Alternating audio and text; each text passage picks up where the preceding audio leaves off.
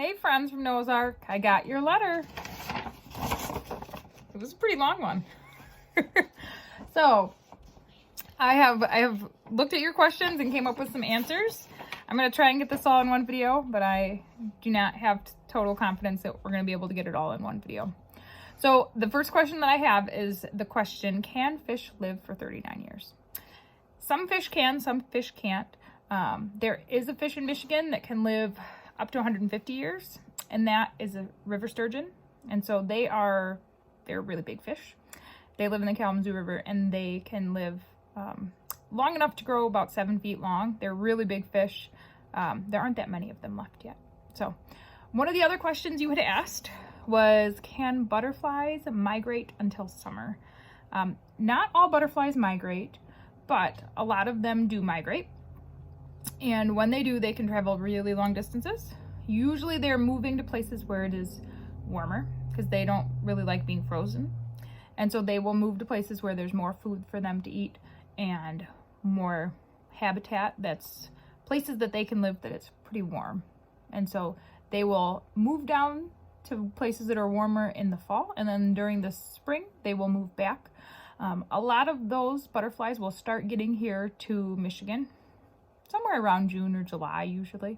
Some of them will make it as far as Mexico or even farther, and so they can go a really long ways. One of the other questions you had was, do caterpillars change colors?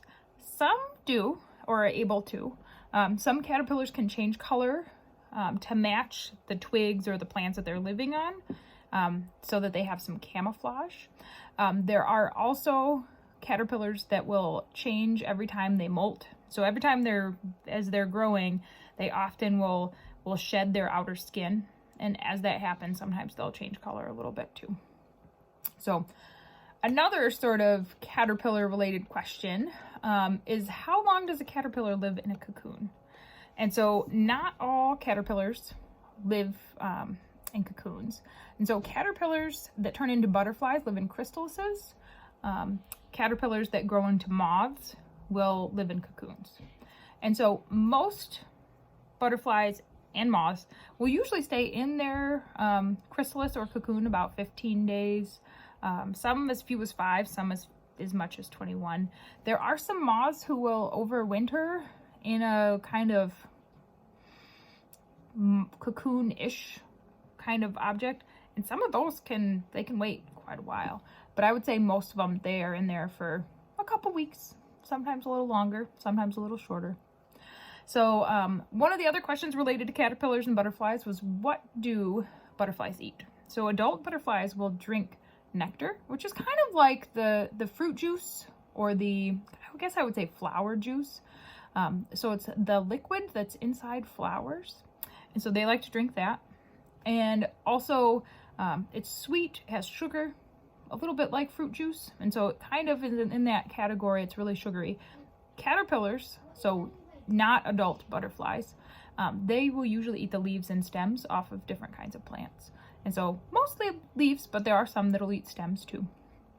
So next question that we have is, do bears fart? Yes, they do. Most bears, and I think sometimes people realize this, sometimes they don't, they're omnivores like we are, and they will oftentimes eat a lot of berries. They like to eat moths. They like to eat a lot of stuff that has fiber in it. And so I can fairly confidently say that bears probably do fart. So another one is, can you make a happy face?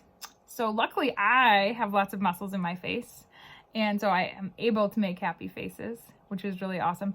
We have a lot of muscles in our face that let us make all sorts of silly faces. And so we're pretty lucky that way. One of the other questions we have is, how do wolves make a den? And so usually there are different ways that wolves can get their dens. Usually I would say wolves don't often make their dens. Usually they find places that work as a den. So sometimes they'll use dens that from other animals like bears or beavers. Sometimes they will find, and those ones are abandoned ones, so they'll take them after the other animal's done using them. And so sometimes they'll find places like under trees, under logs, and they'll kind of expand them. And so it could be maybe, in the a space that's gotten carved out of a riverbank, or maybe it's a space is between two rocks, but they'll often use existing places and sometimes change them a little bit, but often it's not that they're starting from scratch. They can end up being kind of an interesting shape. And so they're usually not super tall. They're usually about 1.5 feet tall, sometimes 2 feet tall, a couple feet wide as far as if you're thinking like door space. It's pretty small, kind of like a dog door, you might say, that might be at your house. But they're super deep. And so what they'll do is they'll end up tunneling usually. And so they can be 15 or 16 feet long. The tunnel can be. And so if you think about that, that's like enough space where like 3 teachers could probably sleep in there if they wanted to. But they'd have to sleep and like their feet to the head of the next teacher, which is, I don't know if anybody would really want to sleep that way, but it's pretty deep. So the last, let me see, I think I have 2 more questions. These ones are pretty good too. One is about volcanoes. So why do volcanoes have lava? Which I think is a really interesting question. And so volcanoes form when lava gets really close to the surface. So lava is this melted rock that's under the ground. And so usually it stays under the ground in most places. But sometimes it gets really close to the surface. And eventually it might melt a hole or sometimes blast a hole in the surface of the earth. And so that lava, that melted rock, can come up. We don't really have too many of them here in Michigan. The closest one we have is over in Yellowstone. It's called the Yellowstone Caldera. And that's in Wyoming. And so it's pretty far away. So we don't really have to worry about it too much here. We're pretty lucky. Michigan, we're pretty lucky. The last question that we have is, why are trees so tall? And so it's a pretty important thing.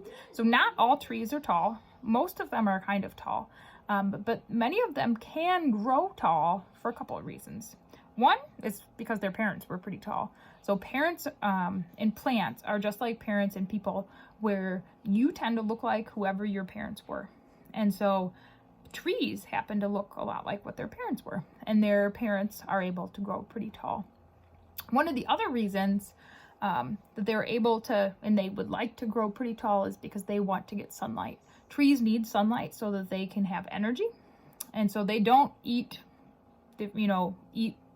plants or animals the way people do. They have to be able to get sunlight so they can get their energy. And so they need sunlight. And so the taller they are, the more sunlight they can get, and they can kind of make sure that they have that for themselves. So one of the other things that I think makes it important to think about is that the only reason trees can grow so tall is because they have a really good transportation system. So trees, they have this really cool stem that we call trunk. And inside there are these tubes that help transfer liquids and sugars and some vitamins and stuff too, up and down through the tree. And so without that transportation system, what we call xylem and phloem in science talk, that xylem is what moves that water and the sort of vitamins up the tree from the roots up to the leaves, and then that phloem lets it flow back down, that sugar and that water back down to the roots. Without that transportation system, trees could never get that tall. And so there are some plants that don't have great transportation systems, like mosses, and they can't get very tall. They're super short.